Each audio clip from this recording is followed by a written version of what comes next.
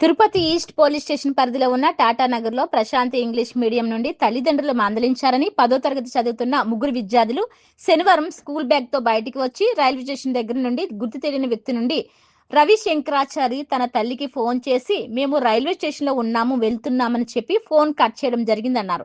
దీనిపై east SI Balakrishna case నమోదు చేసి ప్రత్యేక బృందాన్ని ఏర్పాటు చేసి పిల్లల కోసం గాలింపు చర్యలు చేపట్టారు. ఆదివారం ములకల చెరువు వద్ద ఉండగా పోలీసులకు సమాచారం రావడంతో ఈస్ట్ పోలీసులు విద్యార్థులను తీసుకొచ్చి వారి తల్లిదండ్రులకు అప్పగించడంతో తల్లిదండ్రులు ఆనందాన్ని వ్యక్తం చేశారు. తప్పిపోయిన విద్యార్థులు ఎం రవిశంకరాచారి 15 సంవత్సరాలు, ఎంజీ కట్ట తిరుపతికి చెందిన కె పవన్ 15 సంవత్సరాలు, తుడా ఆఫీస్ రోడ్ వివేకానంద వీధికి చెందిన టి రాణా ప్రతాప్ 15 సంవత్సరాలు. వీరి ముగ్గురు విద్యార్థులు తల్లిదండ్రులు మందలించడంతో విద్యార్థులు వెళ్లడం జరిగిందని తెలియజేశారు. నిన్నటి దినం అనగా డిసెంబర్ 7వ తారీఖు రాత్రి 11:30 గంటలకు ఎం పునీత wife of M Bhaskar MG కట్ట నివాసి అయిన ఆమె తన కొడుకు రవిశంకరాచారి ప్రశాంత్ ఇంగ్లీష్ మీడియంలో స్కూల్లో చదువుతున్నట్లుగాను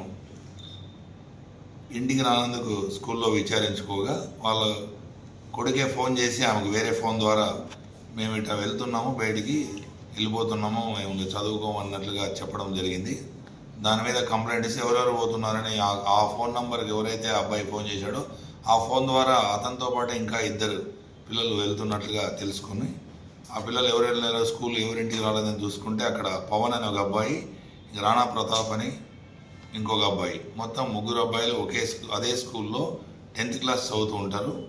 వీళ్ళు ముగ్గురు వెళ్ళిపోయినట్లుగా ఈస్ట్ పోలీస్ స్టేషన్లో ఫిర్యాదు ఇవ్వగా ఆ ఫిర్యాదుపై ఎస్ఐ గారు కేసు నమోదు చేయడం జరిగింది. వెంటనే నైట్ రౌండ్స్లో ఉన్న ఇన్స్పెక్టర్ ఈస్ట్ గారు తెలియజేయడం జరిగింది. దాంతో మాకు తెలియజేయడం జరిగింది.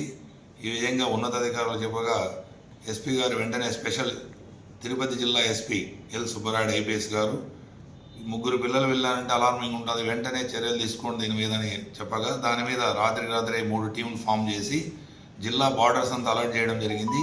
వీళ్ళని ట్రాక్ చేస్తే మనకు రైల్వే స్టేషన్ ద్వారా ఆ టైం చూస్తే వాళ్ళు పోయిన ఒంటి గంట తర్వాత పోయిన ట్రైన్లన్నీ మానిటర్ చేసుకున్నప్పుడు మనకు చిత్తూరు రోడ్ కట్ ఆఫ్, ఇటు బార్డర్లో మొలకల చెరువు ఏరియాలో, తర్వాత ఇటు రేణిగుంట వైపు అన్నీ చెక్ చేసుకోవడం టీముల ద్వారా చేయడగా మనకు మొలకల చెరువులో ఈ పిల్లలు ఈ ఫోటోల ద్వారా అక్కడ ఐడెంటిఫై చేయడం జరిగింది.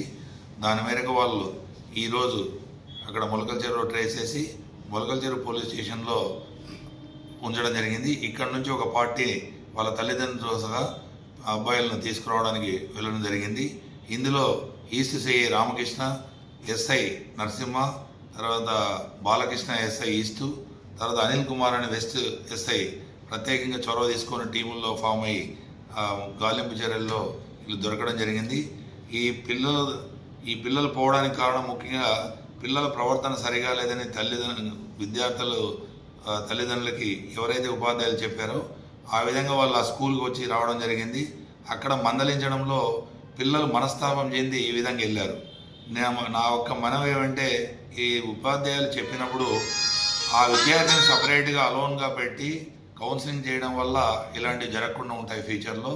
అట్లా కాకుండా ఆ తోటి విద్యార్థుల మధ్య వీళ్ళను మందలించడము, వాళ్ళను ఇంకొకటి చేయడము జరిగితే వాళ్ళు మనస్తాపం చెందేకి సెన్సిటివ్ మైండ్ ఉంటుంది, పిల్లలకు మెచ్యూరిటీ మైండ్ ఉండదు.